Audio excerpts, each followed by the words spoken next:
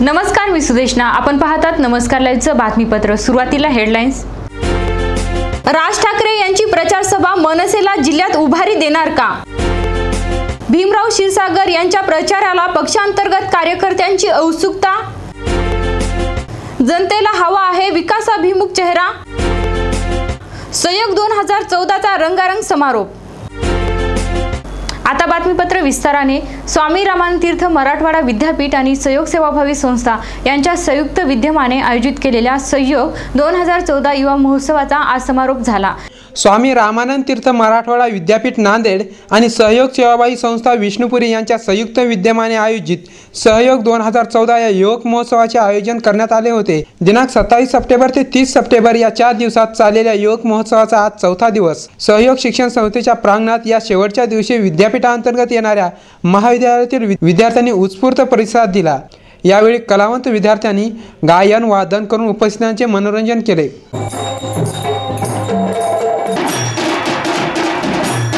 आजच्या समारोप कार्यक्रमाला प्रसिद्ध अभिनेत्री फुलटू धमाल फेम श्वेता मेहेंदळे आणि गायक महेश बोरगावकर यांची उपस्थिती होती. कार्यक्रमाच्या अध्यक्षस्थानी स्वामी रामानंद तीर्थ मराठवाडा विद्यापीठाचे कुलगुरू डॉक्टर पंडित विद्यासागर हे होते. तर प्रमुख उपस्थिती म्हणून सहयोग सेवाभावी शिक्षण संस्थेच्या अध्यक्षा सौभाग्यवती सुरेखाताई देशमुख होत्या. यावेळी गायक महेश बोरगावकर यांनी मायेच्या हळव्या या गायनाने उपस्थितांची मने जिंकली.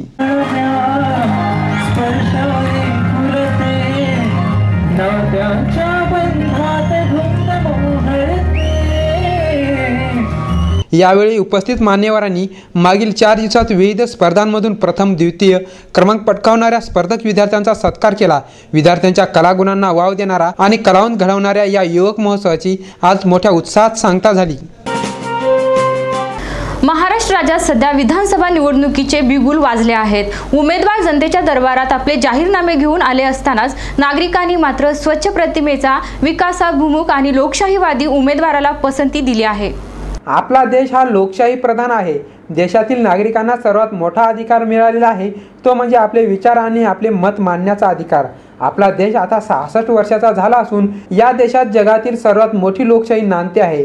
या लोकशाहीत कोणतीही राज्यव्यवस्था एकाधिकारशाही चालू नये अथवा जनतेच्या मागण्या आणि समस्यांकडे येथील राजकारण्यांनी दुर्लक्ष करू नये, यासाठी राज्यघटनेने नागरिकांना मूलभूत अधिकार दिला आहे. तो अधिकार म्हणजे मतदानाचा अधिकार. यातून आपल्याला योग्य, विकासाभिमुख आणि जनहिताचे नेतृत्व निवडता येते. आता देखील तीच वेळ आली असून महाराष्ट्र राज्यात होऊ घातलेल्या विधानसभा निवडणुकांचा बार वाजलेला आहे. येत्या 15 ऑक्टोबर रोजी नूतन सरकारसाठी मतदान होणार आहे. त्याकरिता राज्यात विविध पक्षाच्या दावेदारांनी मतदारांसमोर आपले विचार आणि आपल्या पक्षाचे जाहीरनामे आणले आहेत.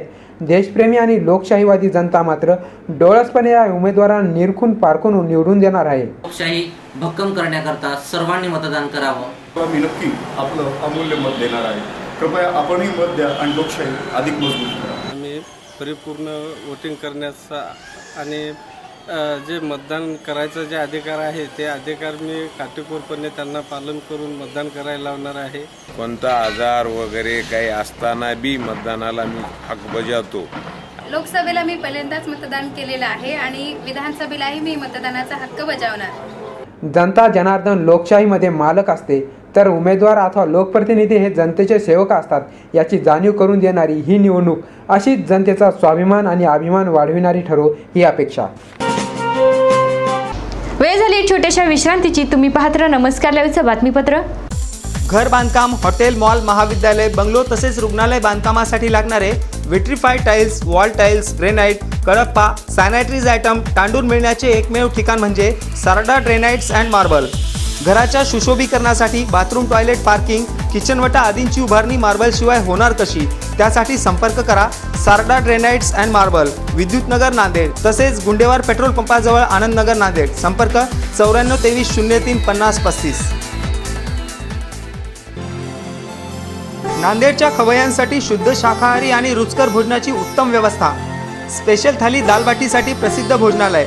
आमरस, श्रीखंड, गुलाबजामुन, मठ्ठ्याचा आस्वाद घ्यायचा असेल तर अवश्य भेट द्या. खमंग, चटपटीत आणि रुचकर जेवणासाठी सुंदामाता भोजनालयाशिवाय पर्याय नाही. सुंदामाता भोजनालय, जुना मोंढा, नांदेड. शुभेच्छा पाठवा सुंदर बुकेसह संपूर्ण भारतात आणि 190 देशात कुठेही बुके पाठवण्याची सोय फक्त फ्लॉवर अँड फ्लॉवर्सवर. Bouquet, stage decoration, room decoration आणि कार डेकोरेशनचे सृजनशील नाव flower and flowers, centre point, Shivajinagar, Nanded. संपर्क 73 50 62 56 56. प्रत्येक समारंभाची रंगत वाढवतात ती फुलं आणि फुलाची रंगत वाढवतात flower and flowers. Wooden, ceramic आणि ग्लास फ्लॉवर पॉटसाठी तसेच स्टेज डेकोरेशन, रूम डेकोरेशन आणि कार डेकोरेशनसाठी संपर्क करा. Flower and flowers, Shivajinagar, Nanded. संपर्क 73 50 62 56 56. विश्रांतीनंतर पुन्हा एकदा आपलं स्वागत. येत्या 4 ऑक्टोबर रोजी मनसेचे अध्यक्ष राज ठाकरे यांच्या जाहीर सभेचे आयोजन केले आहे. जिल्ह्यामध्ये काँग्रेसच्या आशीर्वादाने कुठेतरी स्वतःची ओळख दाखविणारा मनसे या विधानसभेला यश मिळेल का, यावर प्रश्नचिन्ह आहे.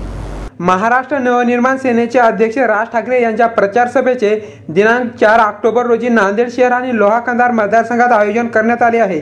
महाराष्ट्र नवनिर्माण सेनेचे जिल्हाध्यक्ष प्रकाश मारावार, दिलीप ठाकूर आणि उपाध्यक्ष रोहिदास चव्हाण या 3 चेहऱ्याव्यतिरिक्त जिल्ह्यात महाराष्ट्र नवनिर्माण सेनेचा चेहरा शोधणे कठीण आहे. ठाणे, मुंबई, नागपूर, नाशिक अशा मोठ्या शहरात दबदबा निर्माण केलेल्या मनसेचा नांदेड जिल्ह्यामध्ये म्हणावा तसा दबदबा नाहीये. प्रकाश मारावार यांची काही आंदोलने, शहराध्यक्ष दिलीप ठाकूर यांचे काही सामाजिक कार्य या व्यतिरिक्त मनसेचे राजकीय वजन नाही म्हणण्यास मोठा वाव आहे. नगर परिषद निवडणुकीमध्ये लोह्यातून मनसेला राजकीय यश आले असले तरी देखील त्यामागे काँग्रेस पक्ष आणि खासदार अशोकराव चव्हाण यांचा हात असल्याचे बोलले जाते. आता संपूर्ण राज्यासह देशातील राजकीय ग्लॅमरस चेहऱ्यामध्ये राज ठाकरे यांचा उल्लेख होतो.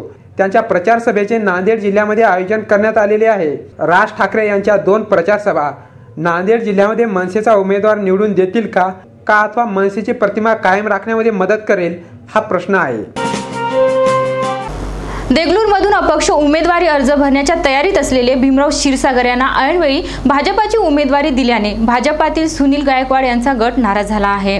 त्याचबरोबर अल्पसंख्याक मतदार देखील क्षीरसागरपासून दुरावले आहेत.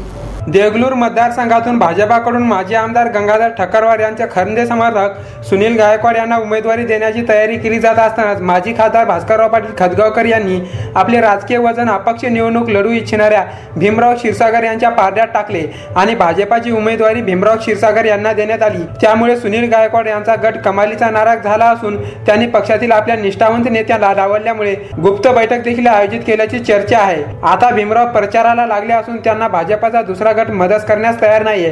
त्याचबरोबर एक सुशिक्षित आणि उद्योजक व्यक्तिमत्व म्हणून त्यांच्याकडे आशेने पाहणारा अल्पसंख्याक मतदार देखील भाजपाचे चिन्ह पाहून दुरावला गेला आहे. साहजिकच भीमरावांना अल्पसंख्याक म्हणून जी मते मिळणे अपेक्षित होते ती मते देखील आता त्यांना मिळतील का, हा प्रश्नच आहे. शेवटी पुन्हा हेडलाईन्स.